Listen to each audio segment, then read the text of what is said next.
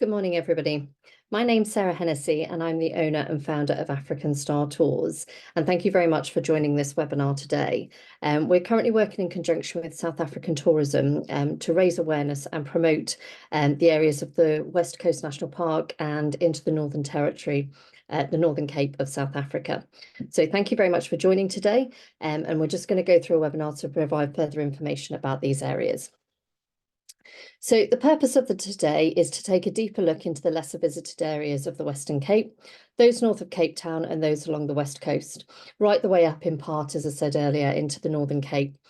The purpose of this presentation is to focus around a proposed 14-day routing from Cape Town into Uppington and slightly further up into the Kalahari Transfrontier Park. And the reason for that is we're trying to provide you with the information you need so that you can speak to clients about different tours that are available, particularly to those people that are perhaps returning to South Africa who visited more than once and are looking for different things that they can do because they already have a love for the country, but they're looking to return. So in terms of the routing that we're going to be focusing around today, it starts in Cape Town, then it goes up. It's a 1,700-kilometre journey, which can be done either guided or self-driven. And it goes up, as I say, through the west coast region of the Western Cape, and then it goes through up to Clanwillian and then across into Uppington and then into Cowes Lodge up into the Kalahari. The way that we've sort of looked at this is in preparation for a 14-day route. We think that that's a good amount of time so that you're able to experience each of these areas without the tour being too rushed. However, you can also do just parts of this tour. So if you've got clients that are looking to only do something different for 5 days, for example, from Cape Town, you could just pick to do 1 or 2 of these destinations. So hopefully the information that I will be providing today will give you the confidence to start promoting this region to your clients and to help in assisting us in making this a much more visited destination for those who are seeking to go back to South Africa. So as I say, we're particularly looking at these regions for a number of reasons. The main one is when I speak to clients and when I've done trade shows recently, and all of the clients that I'm speaking to through an incredibly busy January and February period, people are looking to stay more off the beaten track. Now, I know that's a phrase that's used quite often, but actually it's more that people, they don't want to go to the areas where they're there with hundreds of other tourists at the same time, where you're having to jostle for position to get the good photo, because it just takes away from the experience and takes away from where the area that you're visiting. So people I'm speaking to, they're talking more and more about wanting to meet locals, but they want authentic activities. They don't want activities that are just demonstrations of how people, how different cultures might react. They actually want to meet people, how they're living, and to make those true connections. And they really want to understand the destinations that they're visiting. The reason that we're focused on this area is there's easy connections for the destinations that we're going to be talking to today, and they can be done direct from Cape Town. Obviously, Cape Town has got a huge number of flights in from multiple destinations around the world. So it's a very easy, accessible destination for international tourists to come into. There's also multiple flights a day from Johannesburg, from Durban, from Port Elizabeth, from all different areas of South Africa. So if they're doing an activity or they're doing a shorter tour in another area of the country first, they're still able to come across to Cape Town and still enjoy these areas as well. The final reason is we do believe that this is quite a unique destination talk, and it's quite unique areas that we will be speaking about. Now, those that love South Africa will probably know some of these areas quite well. It might be areas that they visited. It is areas that can be popular with some of our European clients, but it's particularly we're trying to focus on increasing the awareness for the UK travel trade at present. So where we'll be looking at today, we'll be looking at a number of different destinations, Paternoster, Clanwillian, Khwa, around the Orange River, Augrabies Falls, and then finally into the Kalahari. So the first place I want to speak about today is one that you probably might be aware of if you've had clients that are going into Cape Town. This is a tour that is offered as a day tour. It can be done from Cape Town. Essentially, Khwa, it says here, it's an award-winning heritage centre.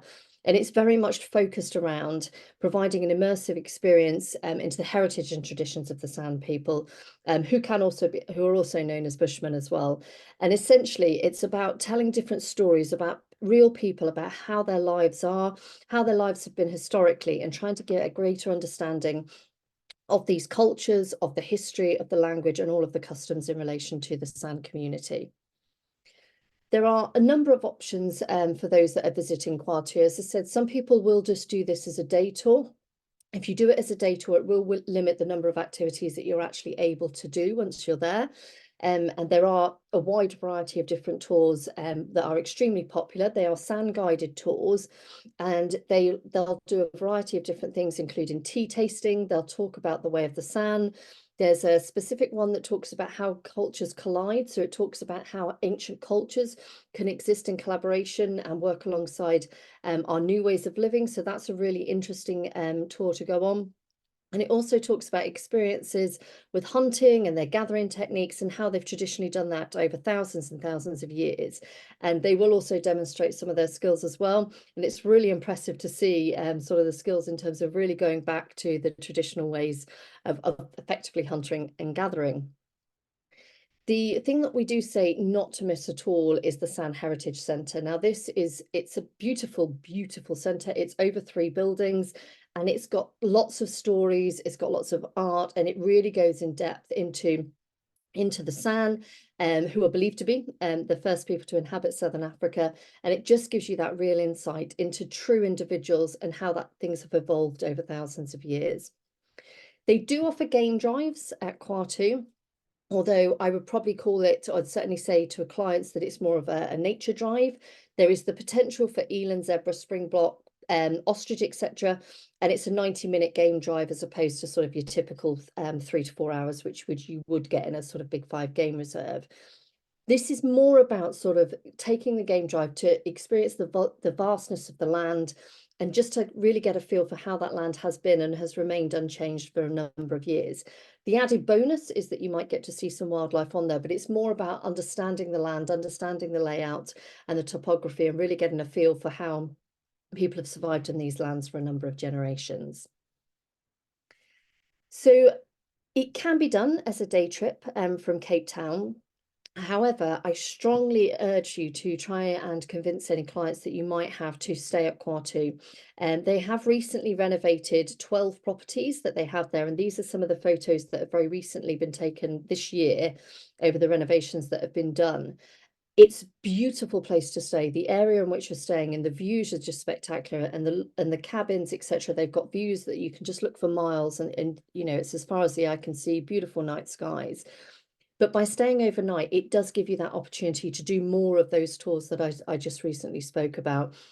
If you're going for the day, you're going to get probably 1, 2 maximum tours that you'll be able to fit in before needing to go back. If you're staying just the one night, you'll be able to fit in 3 to 4 of those activities and visit the Heritage Centre as well.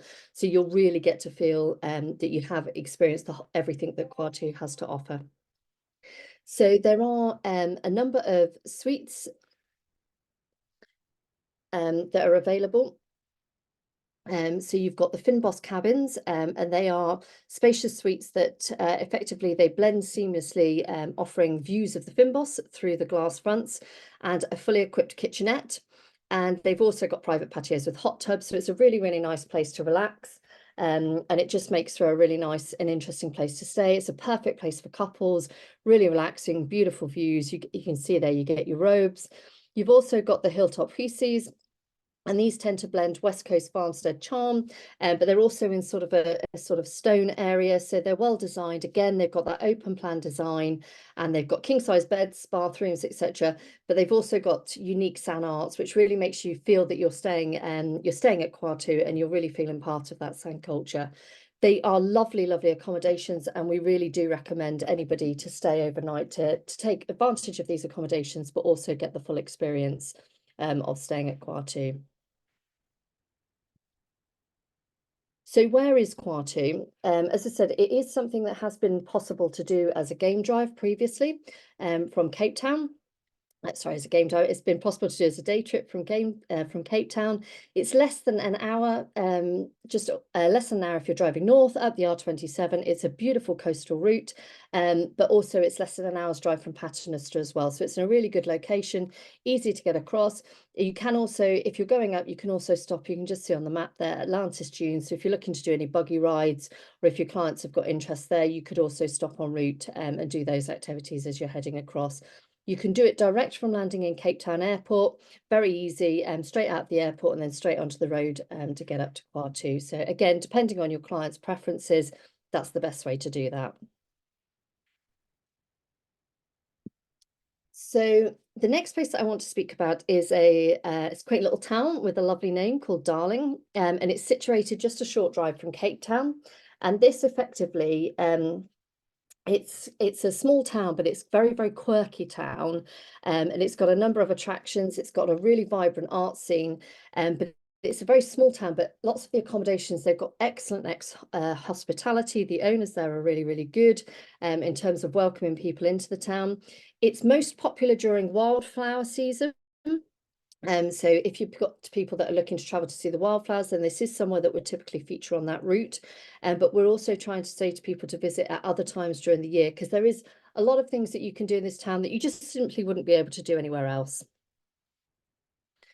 So in terms of the activities that you can do in Darling, wine and beer tasting. Now, I know this is probably something that you recommend to clients in a number of areas across South Africa.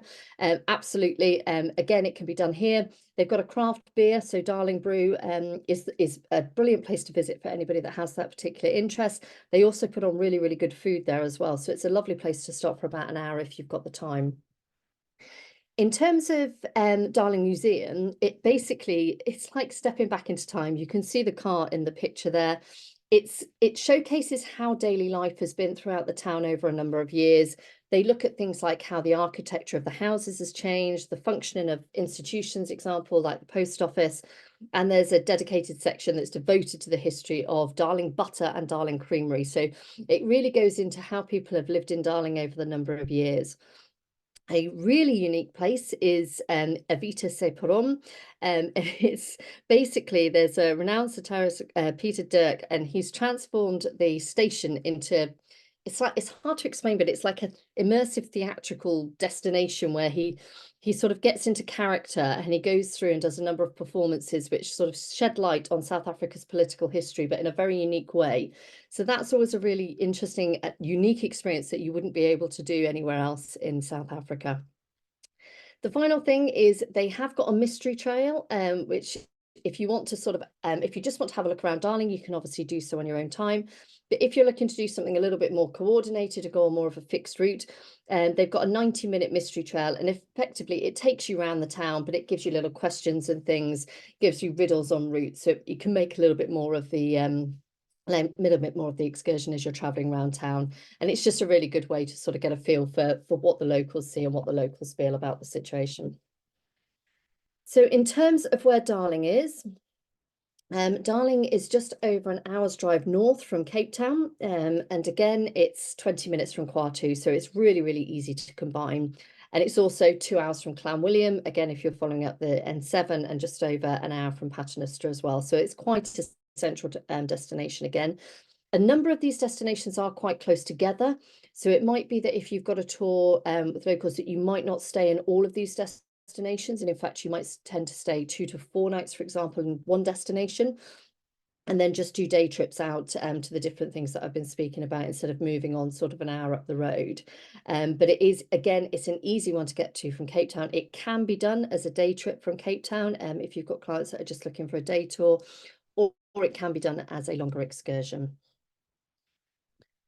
So the next place that I just wanted to bring focus to is one of my absolute favourites, and this is the West Coast National Park. It is an absolutely beautiful natural park. It's just got beautiful, the colour of the water here is absolutely phenomenal. And it just stretches along the Atlantic coastline, and it's just got wetlands, dunes, salt marshes, greens, blues, blue skies, sun. It's just absolutely beautiful, and it's only a couple of hours outside of Cape Town. The Langawan Lagoon is where most people tend to focus their visits, which is in the marine conservation area, and it's got a huge number of bird species in there. And the most interesting ones that people tend to look for are the flamingos and the pelicans. But it also has got a wide range of activities that you can do should you be going to the West Coast National Park. So what can you do if you decide to visit this area? My absolute favourite thing in this area is the staying on a houseboat. They've got various different sizes that you can stay on, and they are actually anchored, so you're not moving around should you decide to stay here. But they've just got beautiful sunsets. You've got peaceful water views on the Langaban Lagoon. You can choose to stay on one of the houseboats for 1 night, 2 nights, 5 nights, whatever you're looking for. But you just get this really beautiful experience because you can sit and watch the sunset, you can sit and watch the sunrise, you're surrounded by water. You know, you can be sunbathing on the deck. If it gets a bit hot, you can just sort of jump into the lagoon and cool down. It's a really lovely experience. Something that is completely different is we've got Eve's Trail.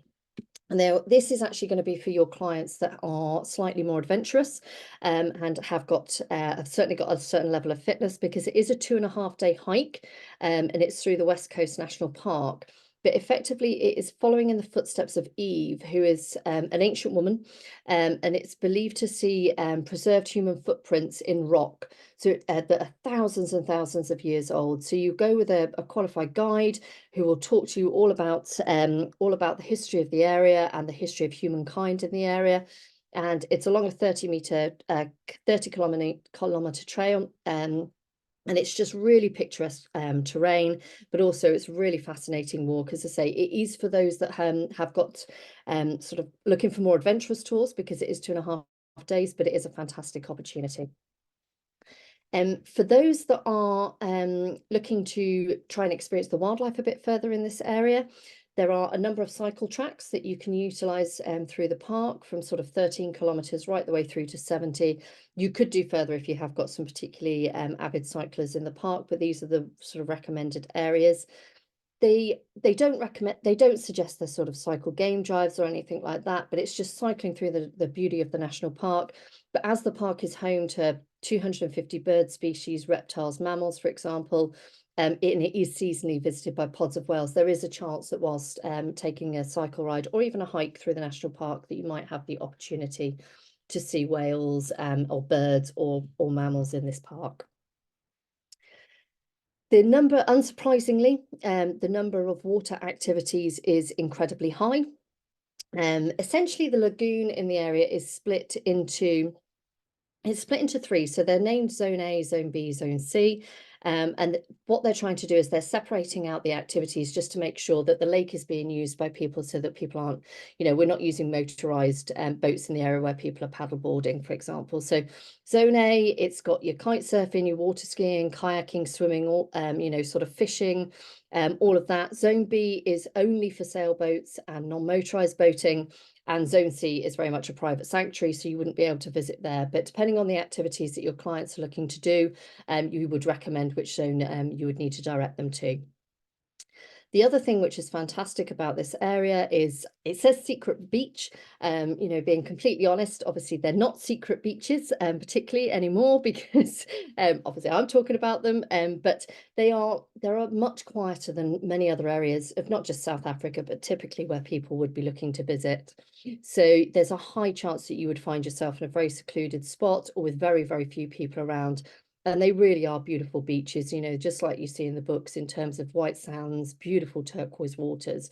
So it is a lovely place for people that are just looking to get away from it all a bit, take some time, relax in nature. Those that are also looking to do hikes, but not looking for sort of the 2.5-day one, and there is a short 1.8 kilometer hike, and here you can look at the rusted remains of an old Croatian carrier. So if you're looking to do a hike but also have some points of interest on the way, there is that shipwreck hike that we do recommend to people. It's lovely. You've got the white dunes on one side, and then you have got the Atlantic Ocean, which can be incredibly frothy at times on the other. So it just makes for a lovely hike for those that have got an interest in doing some hiking in the park, but not looking to do something as adventurous as 2 to 3 days. So again, where is the West Coast National Park? It is less than 2 hours drive, again, north from Cape Town. It's 45 minutes from Khwa too. Again, we're just continuing along that R27. Very easy drive for those that are self-driving, but of course, it can be done guided as well. Again, it's just a lovely coastal route. It can be done as a day trip, but this is one I absolutely recommend, again, staying longer, particularly if you're looking to stay in one of those houseboats, for example, or you're looking to stay around the lagoon. You just really want to take the time to relax in these areas because the beauty of the nature surrounding is just phenomenal. The next destination that I'm going to speak about is Paternoster. So Paternoster is probably one of the destinations that you might be most familiar with if you've sold a lot of Cape Town or South Africa. It's probably the most well-known of the destinations north of Cape Town, obviously excluding the winelands, etc. It's known for its whitewashed cottages, absolutely pristine beaches, and the sunsets around here are just absolutely phenomenal. It is a fishing village. It's been known as a fishing village for a very long time, but it's got a really, really good culinary scene, particularly surrounded, unsurprisingly, by fish and seafood. But it's just got a really nice vibe about the town, and it's a really great place to get out of the city and to relax for a few days. In terms of activities that can be done in Paternoster, so there are a huge amount of activities that can be done here. Again, with it being a sort of destination just north of the city, it's certainly somewhere that locals go. So it's a very popular holiday destination. One of the most fun activities to do is the beach buggy dune tour, which is essentially exactly as it says on the tin. It's dune. It goes across the dunes in a beach buggy, but the guy who does it, who runs these tours, he's just a really brilliant guide, really friendly, just gives you a great history, tales of the area, all about the different places that you'll visit on the tour, and it makes it a really fun adventure going across the dunes. The next one is beach horse rides. So there are 3 or 4 companies that currently operate in Paternoster at the moment that will offer this, and it is for all different capabilities in terms of ability to ride. You just need to have those conversations first to find out which company is right for the clients. But effectively, you get to take a beautiful ride along the beaches. Some of the horses will go in the water, again, depending on what the clients are looking to do. But it's just a lovely way to see the beaches. As unsurprisingly, as we're surrounded by water, kayaking is another popular activity that's in the area, and we recommend doing it with a guide. You can do it by yourselves, or a lot of lodges will actually arrange for kayaks to be hired out, but it's really good to do it with a knowledgeable guide. And these can be done from the waterfront, and effectively they'll tell you about the area, but there is also the possibility of encountering whales, dolphins, etc. in this area, particularly at certain times during the year from June through to November. So this is a really good activity for those that just want a really peaceful boating experience out across Paternoster, and you'll see the rock formations, the birds. It's just a really lovely way to spend the day. Again, I keep saying they're my favorite activities, but they're all really good. Another fantastic activity is the e-bike tours. So here, effectively, you'll embark on a guided tour, and there's 2 tours available. One is sort of along the coast and around the Paternoster Beach area, but the other tour that you can do is through the Cape Columbine Nature Reserve. So here, again, you'll be led by knowledgeable guides, and they'll talk to you all about the areas that you're visiting, the landscapes, the biodiversity.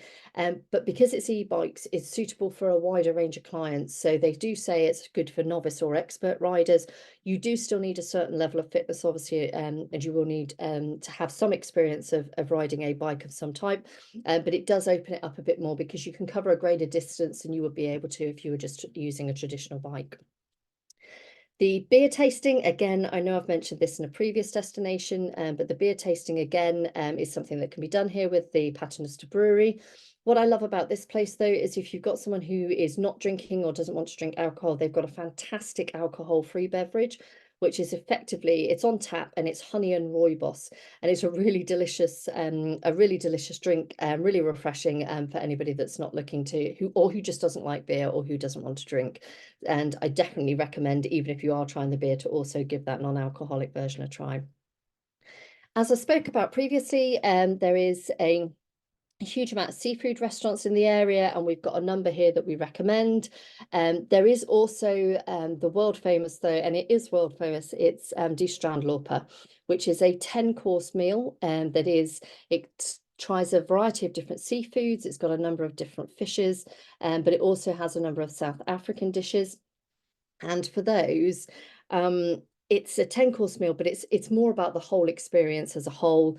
If you've got clients that do want to do it, it's a really fun experience, and I do recommend it, but you will need to book. I was on the website looking for a couple of people earlier in the week, and it's already largely booked throughout the whole of March. So you will need to book if you're looking to ensure that your clients can visit. And I would recommend, starting to look about 6 to 8 weeks in advance to make sure you can secure bookings. Finally, it is something completely different, and it's definitely not for everybody. But there is the infamous panty bar, which is effectively a bar where women over a number of years have allowed the bar to hang their panties from there, whether they are ones that they've just brought with them, which is what most people tend to do. It's just a bit of a fun activity, very similar to Ronnie's on one of the other routes in South Africa. But there's just a bar, and hanging from the ceiling is just hundreds of pairs of panties, and it's just a fun place to get a drink if that's the thing that you're interested in. And they will tell you the history of how that came about, and there are some good owners in there. So where is Paternoster? Again, less than 2 hours drive from North Cape Town.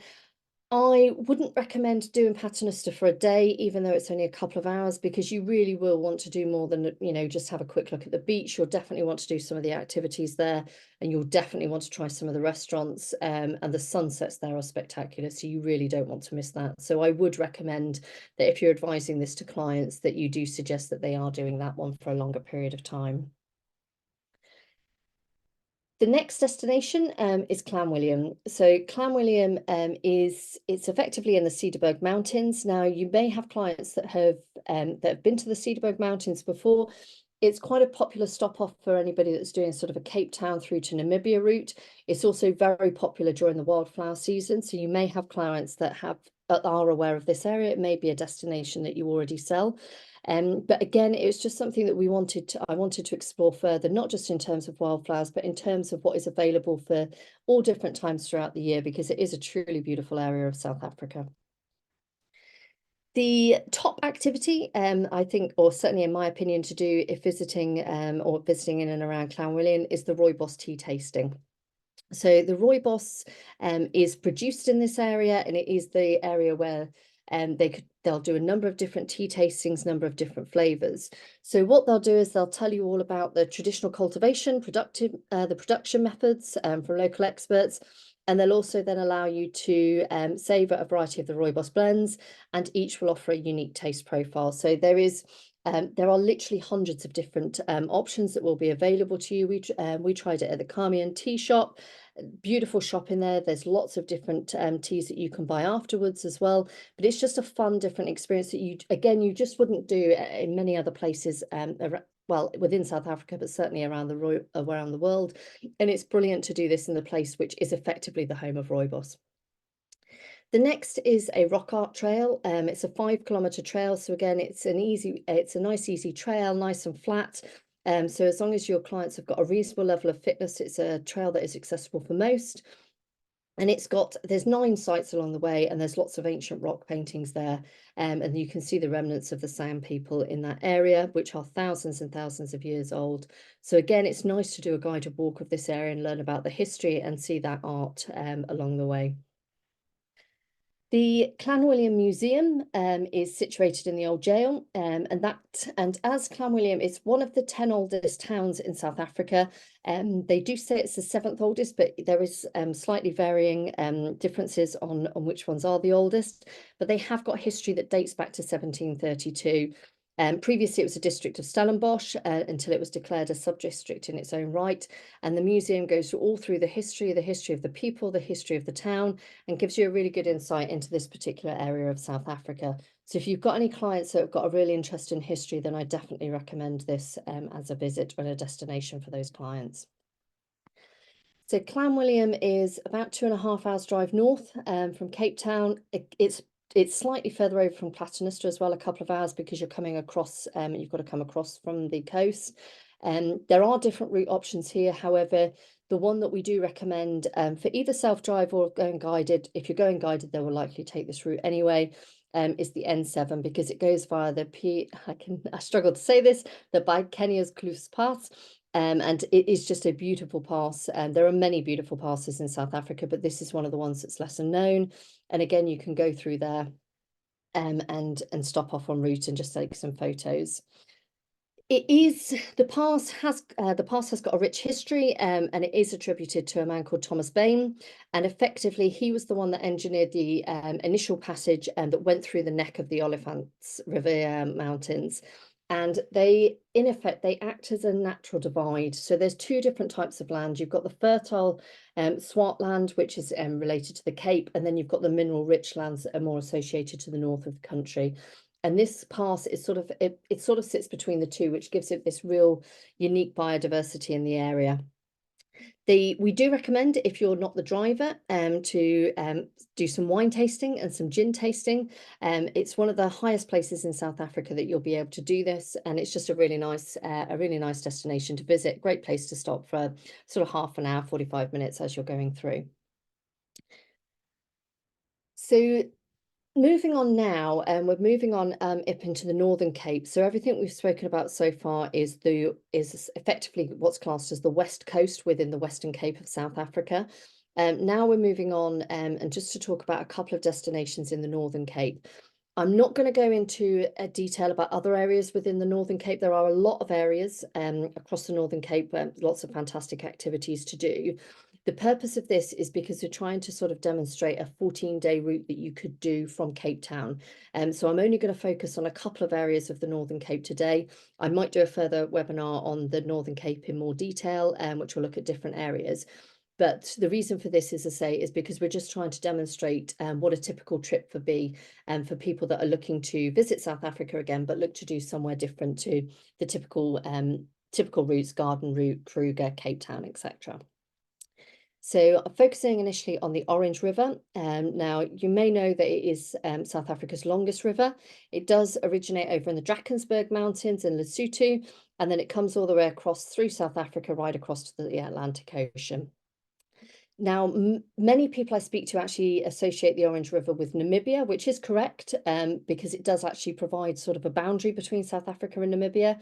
Obviously, I'm just going to be speaking about the South African side here, but it is it's a wide, beautiful river, and it's got so much bird life, so much activity on there, and we're just going to be I'm going to talk briefly about that.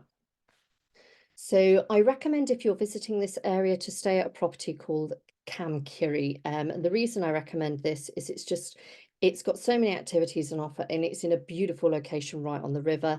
They have got a variety of different accommodations there. They've got camping, they've got family chalets, and they've also got sort of more tented lodge style accommodations for those that are not looking to do the basic camping. So there's a variety of different accommodations on offer. So it should suit a number of different clients' preferences if you've got people that are looking to visit this area. My favourite activity that they do is the barge dinner. So the barge dinner, effectively they'll get a chef who will draw the barge boats are sort of, you may have seen them, they're sort of flat boats, flat roofs, and they'll bring the chef on board and they will then cook you a beautiful sort of traditional South African braai type meal, and you'll cruise along, very peaceful, usually done around sunset, and then just have a couple of nice cold drinks and then just whilst cruising around, and it's just a really beautiful and blissful way to spend the evening. So that's my favorite activity that you can do here. You can also do a sundowner drive, traditional drives, which you quite often get on safari, but here you would drive to a sort of a scenic lookout point, have a couple of cold beverages just whilst waiting for the sun to dip over the horizon. And again, it's just a lovely way to catch up with family and friends as the sun goes down. So we've spoken to them about, I've got a number of clients that are asking now about more culinary experiences. People are very interested to try local foods. They really want to engage in sort of local foods, local small companies and to work with them. So we've had a conversation and there is the opportunity now to do a cheese tasting in the area where you'll be sampling artisanal cheeses from local cheesemakers who only produce on a small batch, so you wouldn't be able to try them in many other areas, but they'll talk about the creation and also about the types of cheeses and the different flavors that are used. And obviously you get to eat cheese, which is always an awesome thing to do. So the Orange River It covers a wide area, as previously stated, but in terms of where we're talking about, it is a good 6 hours from Clanwillian. So this part is quite a lengthy journey. So most of the areas I've spoken about so far in the West Coast National Park are all fairly close together within an hour or two. This one is then a 6 hour journey, as you can see from on there. There are various different routes, but you are looking at an average of 6 hours without stops from Clanwillian. I do recommend, if you're looking to do this route in its totality, I do recommend doing this in one day. I've spoken to a number of different people about it, and they always say the same, which is I'd much rather get a long journey out of the way and then spend more time relaxing in the destinations than stopping off one night en route with nothing really to do, where you're just killing time. So my advice is to do it all the way in the one day. If you have clients that do want to, who do want to actually stop off, if it's during flower season, then we absolutely recommend going up via Namakwa National Park to see all of the different wildflowers there. But Camiskroon has got a number of accommodations, so you could stop there, which is about 3.5 hours north of Clanwillian, and then go across, and then you've got the same journey the next day, about 3.5 hours. So you can stop off, but certainly my recommendation is, particularly if clients are short on time, is just to do the journey. 6 hours. If you're looking at stops, you're realistically looking 7 to 7.5 hours. So it is a full day. Starting early, you should arrive at sort of early afternoon. It is accessible from both Johannesburg and Cape Town, because there are direct flights to Uppington from both of these airports. Kamkiri sits slightly outside of Uppington, but not by very far. But if you are looking to go into this area to sort of stay by the Orange River, then you can do direct flights for those that are just looking to visit this area. It is a good place to stop off if you're looking to do Augrabies Falls, which is what I'm going to go on to. So Augrabies Falls, again, Northern Cape of South Africa. It is a phenomenal waterfall. It is incredibly powerful, and it is one of the largest waterfalls in Africa. It's not as well known as some of its, or certainly as its neighbour in Zambia and Zimbabwe, Victoria Falls, but it is an incredibly beautiful waterfall. You'll get much lower numbers of visitors here, so you'll tend to get much more peaceful experience whilst you're walking around, and they've got a number of viewing platforms, so you've got various different areas where you can see the falls from. It is absolutely fascinating to see, particularly in February through till April, when the falls are at their highest levels, which is just following rainy season. So it's a really good time. We recommend it at various times during the year, but it's really, really impressive when they've just come out of rainy season. The only other thing to note on this, though, is, and this is the same for the Northern Cape in general, it is an extremely hot destination.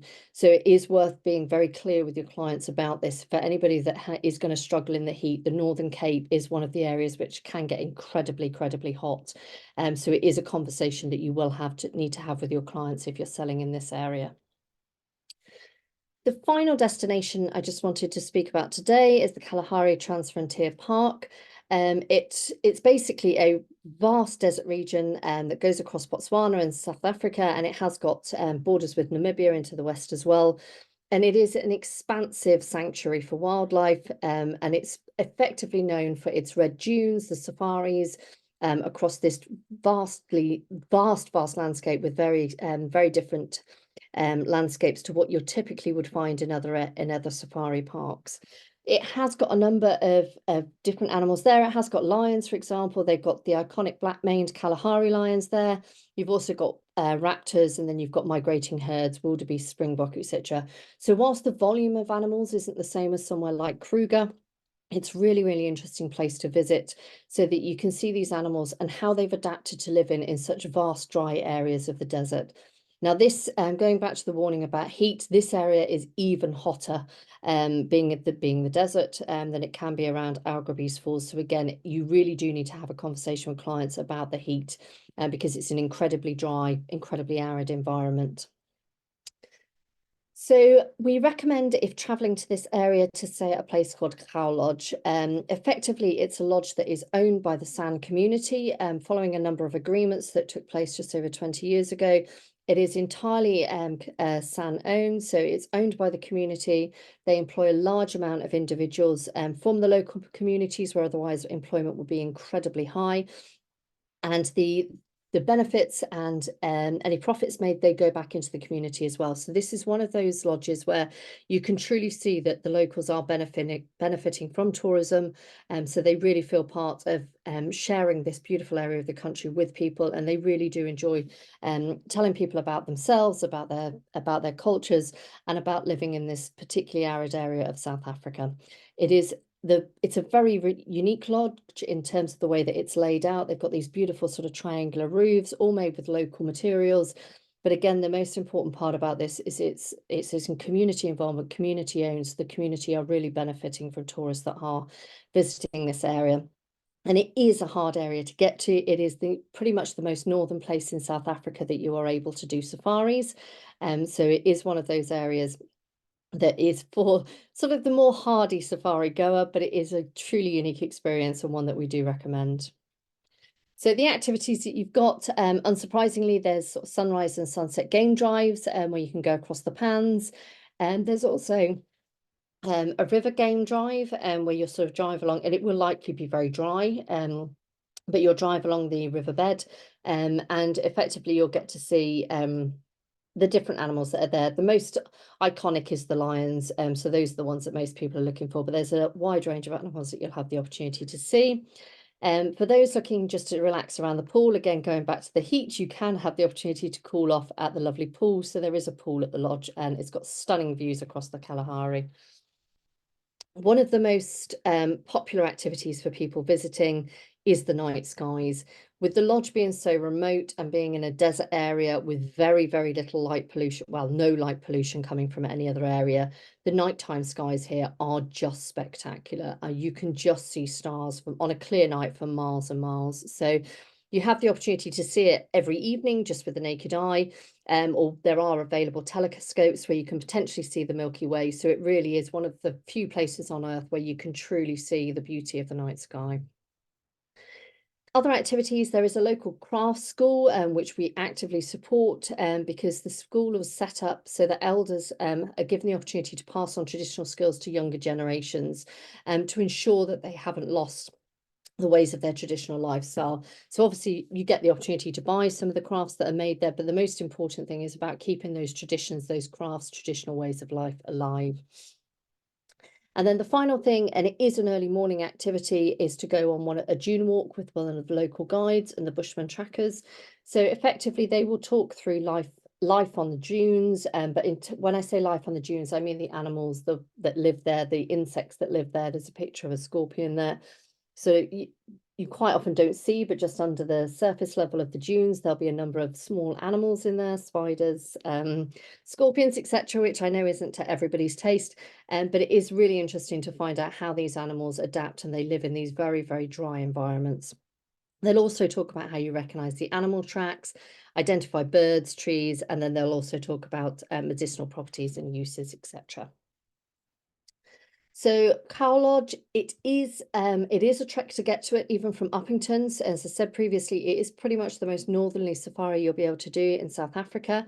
It's about 4 hours up from Uppington. It's situated into the desert, a good 30 kilometers into the desert. And it is reached, very interesting, by driving over 91 sand dunes. So it's not the smoothest of journeys to get to the lodge, but all of it just adds to the experience. You'll drive, if you're self-drive or you're guided, you'll drive to a gate where you'll then get taken in the remainder of the way by the lodge. So obviously, even self-drive clients, they wouldn't be able to drive fully to the lodge. So it's an experience in itself in getting there, but it really gives you that understanding exactly how remote this lodge is and the environment in which it's based. So that was very much a whistle-stop tour of the West Coast in the Western Cape and a small area of small areas of the Northern Cape. I am genuinely grateful to everybody that has taken the time to come and listen to me talking to you this morning. And I just want to see whether there are any questions from anybody that's on the call. So I can see here that one of the questions is the best time to travel. So It's a really difficult one, this, because I truly believe that South Africa is a destination that you can visit at any time during the year. Now, I fully understand that there are different times when it's better for different things. Like, you're better going to Kruger, for example, in the drier season, because you've got a better chance of seeing the animals. But the weathers are so different now across the world. So I think it's really important that we focus more around what the activities are, as opposed to focusing on when the best time of the year to go is, because the activities are going to be enjoyable the majority of the year round, and you can never guarantee the weather in any destination now. You know, I'm due to go away to Ghana later this year. They've advised me, in what would normally be dry season, to pack Wellington boots, because for the last year and a half they've had incredible rains outside of when is typical. So I think it's just one of those things, you can't guarantee the weather. And I always say that to my clients now. I can never guarantee the weather. So it's more important to focus on what activities you're looking to do than the time of year. But if we are talking about when are good times to go, so if I talk about the different seasons, I spoke a lot about the Northern Cape being very, very hot. You're probably going to want to avoid November through to February, for those that are looking to visit outside of those really hot times and visit through the winter period. Probably May to August is a really good time if they're looking to visit during the cooler season. That, of course, is then not as good for the sort of the further south with the West Cape, because that you might get rains there. I think May, for me personally, May is always a good time. The shoulder season, September, October are good times to go, but it is very dependent on what activities your clients themselves are most interested in, and whether they're worried if there might be a bit of rain, potentially some wind, particularly on the Western Cape. So it is genuinely down to your clients and what it is that they're looking to do. Where's my favorite destination? On this route, I would say, if I was to recommend anywhere to clients, I would say Paternoster. It's a lovely destination, a couple of hours north of Cape Town, and you kind of can use that as the base for activities as well. So you could use that. You can go to Khwa too from there, although I do still definitely recommend staying a night in Khwa too. You can get across to Clanwillian in a couple of hours. You can get across to Darling. So all of the places we've talked about, you can do, even if you just want to use Paternoster as a base. Also, the e-bikes there is really good, and the food is just phenomenal. There are so many good restaurants in Paternoster. Having a chill glass of white wine, just overlooking the sunsets. The beaches there, it's just got a really nice vibe. There are so many different shops. There are art museums. It's just a really relaxed place to stay. And I think that's probably my favorite, although obviously I do love all of them. I love South Africa as a destination overall.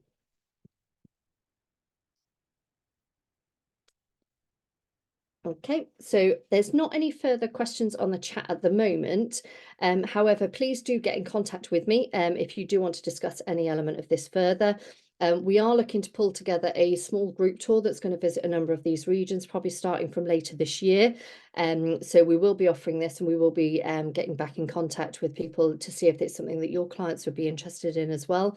But please do contact me if you have any further questions. And thank you very much for taking the time to listen to me today. I appreciate it. And have a lovely weekend. Thank you.